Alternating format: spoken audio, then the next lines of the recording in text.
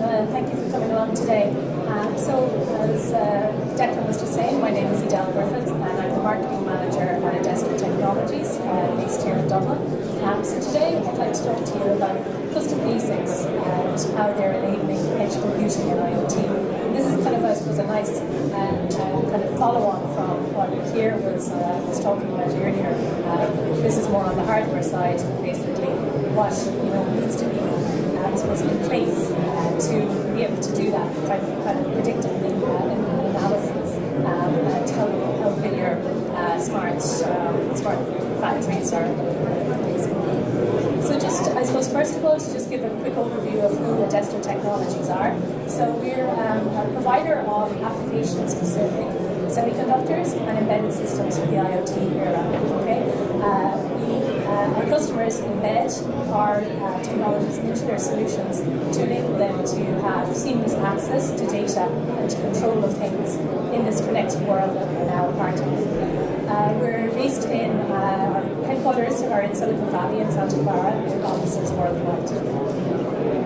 So when we talk about IoT, I suppose IoT means lots of different things to lots of different people. So what does it mean to Adesto Technologies? And really, I suppose, in summary, what it means to us is that we're able to enable objects to connect and exchange data. So it's all about being able to measure that data and being able to connect connect that information back.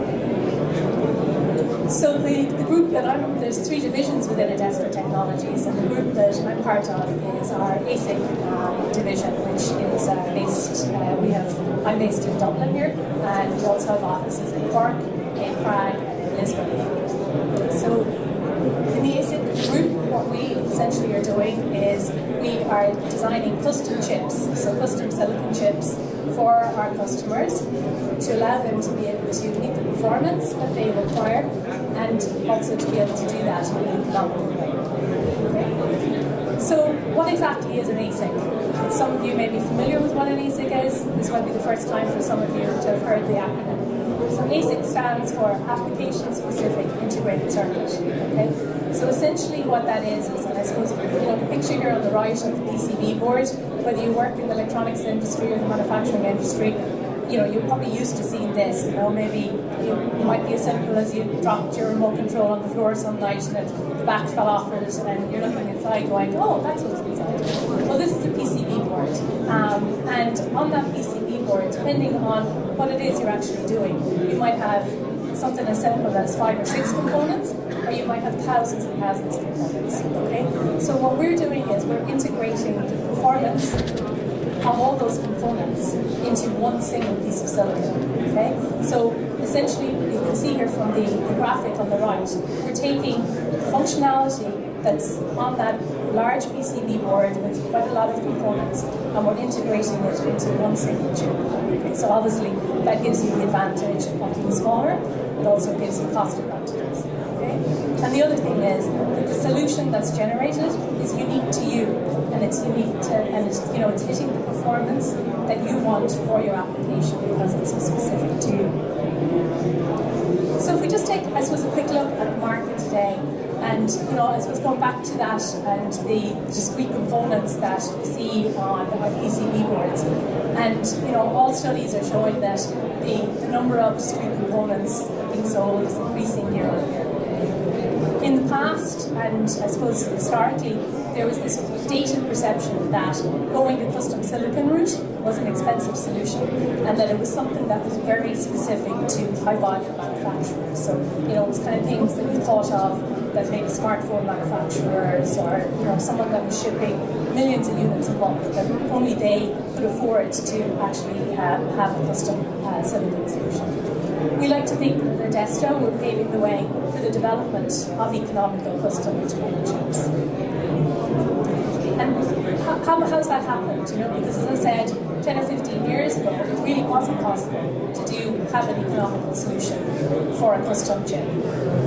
There's been a lot of changes as well as market changes. There's been a lot of technology changes. When we look at, and we've all probably heard of Moore's Law and how, process nodes are decreasing, every couple of years, And a lot of this is very much based on the fact that these high volume manufacturers are pushing the edge all the time with regard to the process nodes. And in doing so, I mean, they're doing this basically because they want to have the next, the fastest, the thinnest, the smallest product, the cheapest product. So what that's doing is as those high volume manufacturers are moving towards the smaller and smaller nodes, it's freeing up volume in the, as we refer to, the more mature nodes.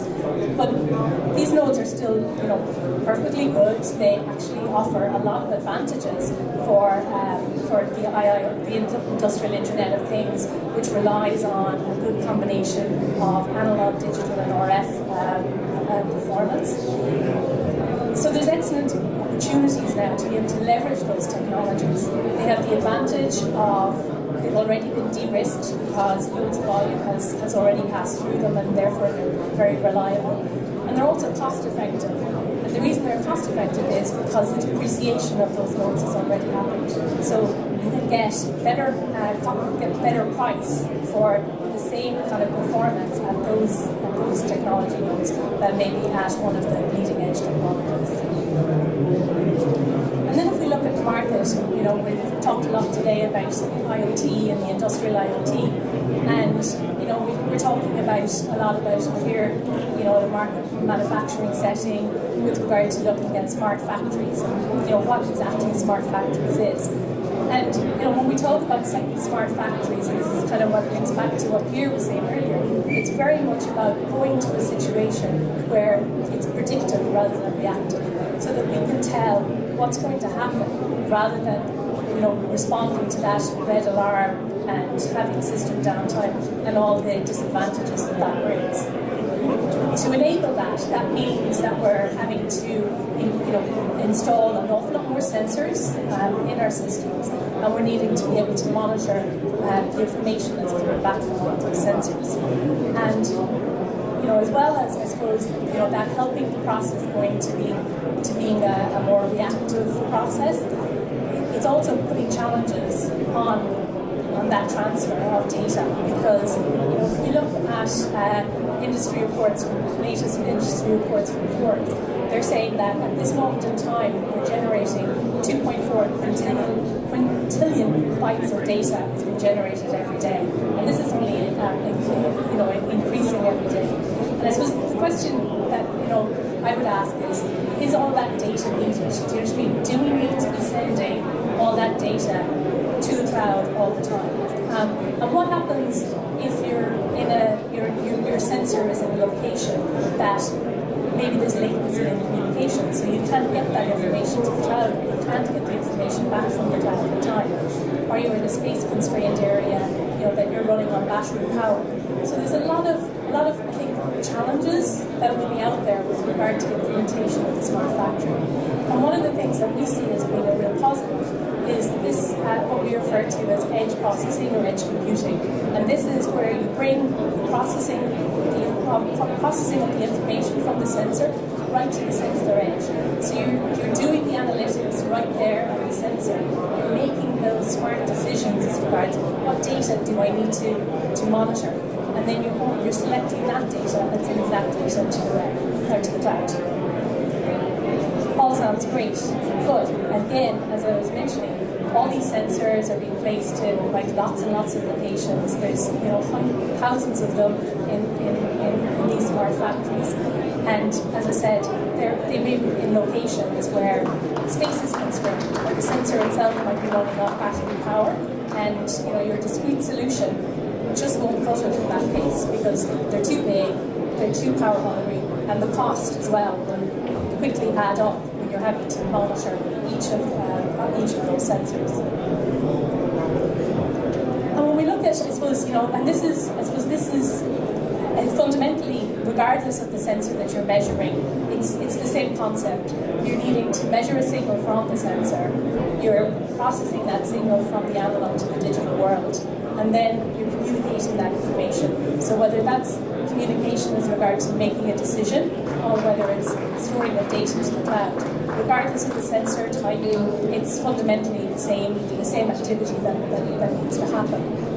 So at Adesto, we've developed what we refer to as our Smart Edge platform. Okay? So this is a platform-based system whereby we're showing here that, again, as I said, regardless of the sensor, you're having to take your signal in, do the processing, maybe have some calibration techniques, have your microprocessor on board, have some memory, maybe have security aspects on there, and then the communication. And all of that can be integrated in one single chip. It offers the advantage of being smaller in size, and we've had some customers who have had 80% savings on the physical size of their solution. It's lower in cost. We've had customers who saved 90% on their bill of material costs by employing the integrated solution.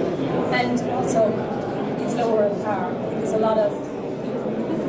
can implement a lot of design techniques that can help save you power versus over a discrete solution. So I suppose in summary, just to say why to choose an ASIC. So, as I mentioned, it significantly reduces your bill of material costs because you're going from maybe having 100 or 1,000 components on your board down to one single component. And it's secure and a reliable supply. So you've got one component that you need to monitor with regard to end of life or supply versus having thousands of different components from different suppliers. The security aspect also, in an age where it's really easy for people to lift the lid and look inside and see what actually is being done on a printed circuit board. When you come to integration, because it's all integrated on the silicon, it's a lot more difficult to actually copy. So you've got a lot of security of your IP, in particular if it's IP that's unique to you and you don't want anyone else to know what it's about. Performance is superior because you're essentially designing it specifically for you, so it meets your performance. You're not having to make any trade-off because of off-the-shelf components, and you can differentiate yourself also because again, it's your design. So is this something that is right for you? And as I mentioned before, the data perception with regard to volumes, and kind of hopefully I've made you think of custom chips a little bit differently now. But we have kind of back of the envelope kind of calculation. We say that if you currently have a bill of materials of $50 and you're shipping 50k units a year, then you should really be looking to see if a custom ASIC is the right solution for you, that there can be savings made. On our website, we have a bill of materials calculator that can show you what those savings will be. So it's open access, so go ahead and take a look at it and see if you can make savings today. So I suppose in conclusion, I'd just like to say that we're in an era of a lot of change, a lot of talk about IoT and smart factories and the cloud, and all of these demands from industry are really pushing the need for economical custom silicon solutions. ASICs offer many advantages: size, cost, performance, and security. And if you're interested in knowing some more, feel free to talk to me afterwards, or you can also take a look at our online calculator, which is on our website. Thank you.